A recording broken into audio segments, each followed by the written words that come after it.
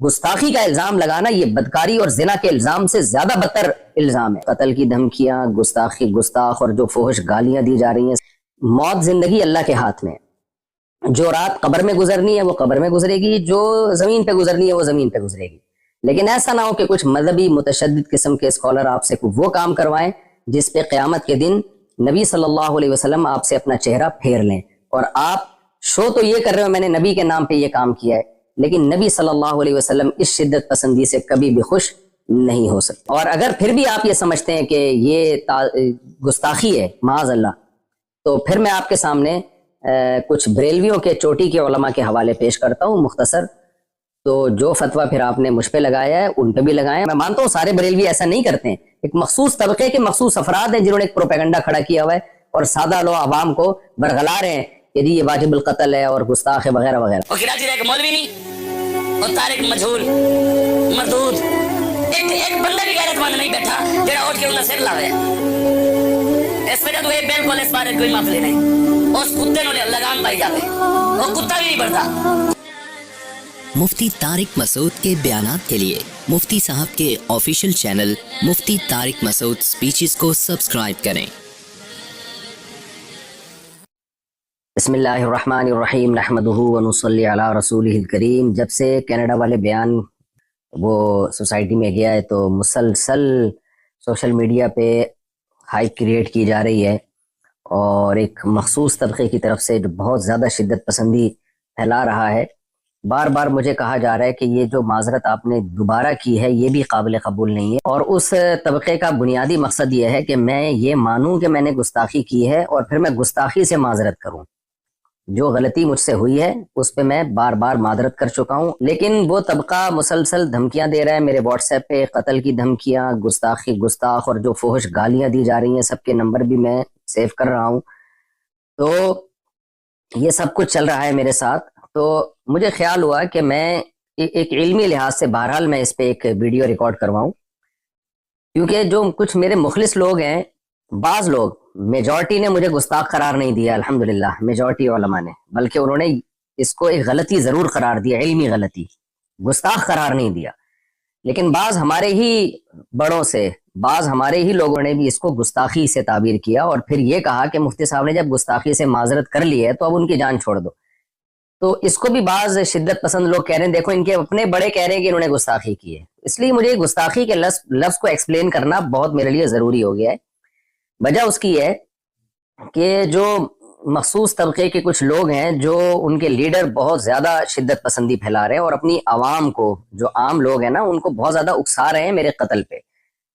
کھلی ویڈیو میں جب اتنا اکسا رہے ہیں، آپ یہ ویڈیو کلپ دیکھ سکتے ہیں. اور کراچی کا ایک مولوی نہیں اور طارق مجہول مردود ایک بندہ بھی غیرت مند نہیں بیٹھا جڑا اٹھ کے انہاں سر لاوے. اس وجہ تو یہ بالکل اس بارے کوئی معاملے نہیں. اس کتے نوں لگام پائی جاوے، وہ کتا بھی نہیں بڑھتا. جب کھلی ویڈیو میں اتنا اکسا رہے ہیں تو بند کمروں میں کتنا اکساتے ہوں گے. اور میرے پاس جو الگ سے دھمکیاں آ رہی ہیں وہ الگ ہیں. لیکن جو لیڈر حضرات ہیں نا ایک مخصوص طبقے کے، وہ بار بار جو ہے نا گستاخ کی سزا سرتن سے جدا، نعرے بھی یہی لگ رہے ہیں. سر سید تھانے کے باہر جو ہمارا قریبی محلہ ہے اس میں جو تھانہ ہے اس کے باہر بھی یہ نعرے لگائے گئے ہیں ایک کراؤڈ کی شکل میں کہ گستاخ کی سزا سرتن سے جدا. تو میں اس گستاخ کے لفظ کو آج علمی انداز سے ایکسپلین کروں گا، تحقیقی جواب بھی دوں گا، الزامی جواب بھی دوں گا کہ اگر آپ مجھ پہ گستاخی کے فتوے لگاتے ہیں تو پھر آپ ان لوگوں پہ بھی گستاخی کے فتوے لگائیں، تاکہ جو سادہ لوح لوگ ہیں جو واقعی نبی صلی اللہ علیہ وسلم سے محبت کرتے ہیں لیکن وہ غلط فہمی کا شکار ہو گئے، وہ مجھ سے بدگمان ہو گئے کہ مفتی صاحب نے واقعی غلط گستاخی تو بہرحال کی ہے، بعض لوگ یہ کہہ رہے ہیں.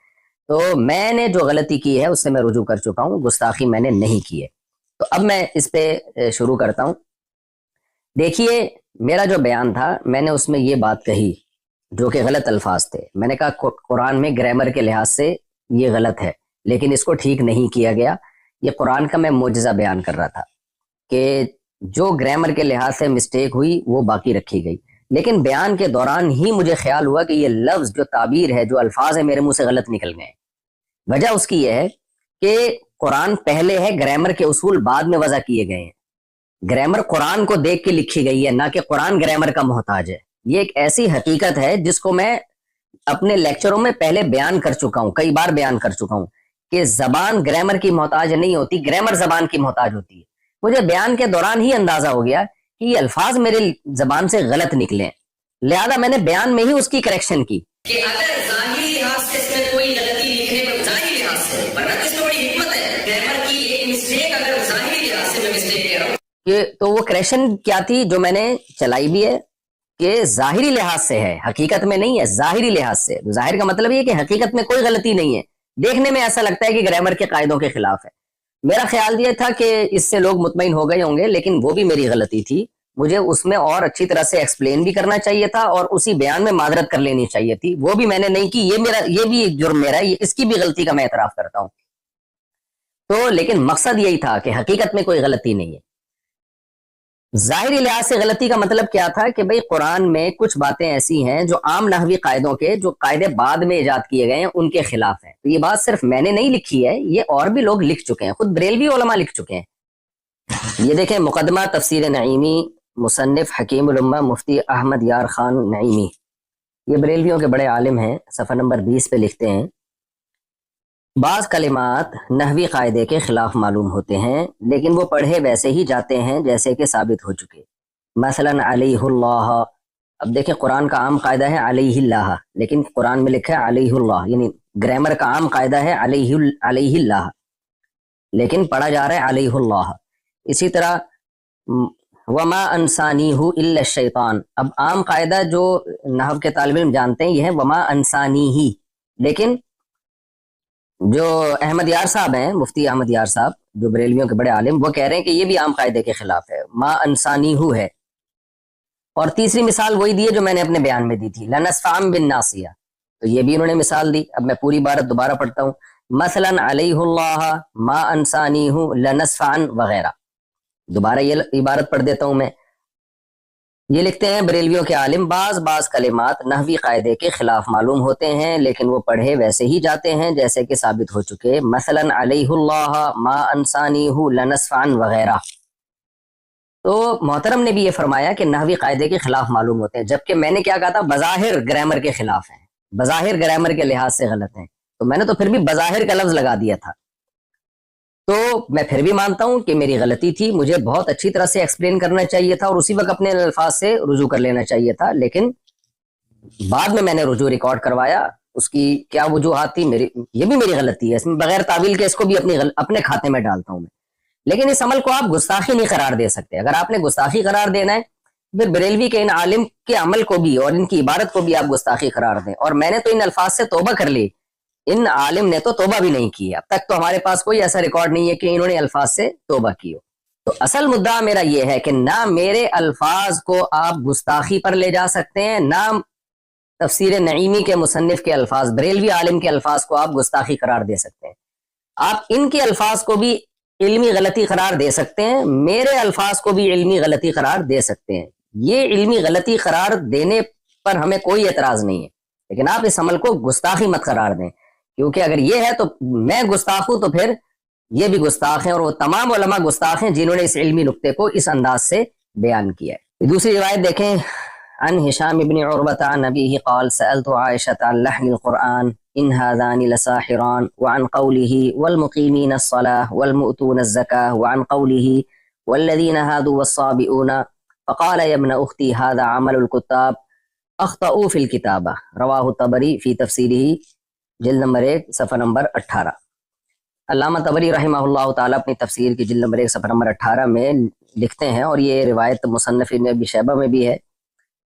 فرماتے ہیں کہ عبداللہ بن زبیر جو حضرت عائشہ کے بھانجے تھے، انہوں نے سیدہ عائشہ رضی اللہ تعالی عنہا سے قرآن کی بعض آیتوں کے متعلق پوچھا. ظاہر ہے وہ آیتیں عام گرامر قاعدوں سے ہٹ کر تھیں.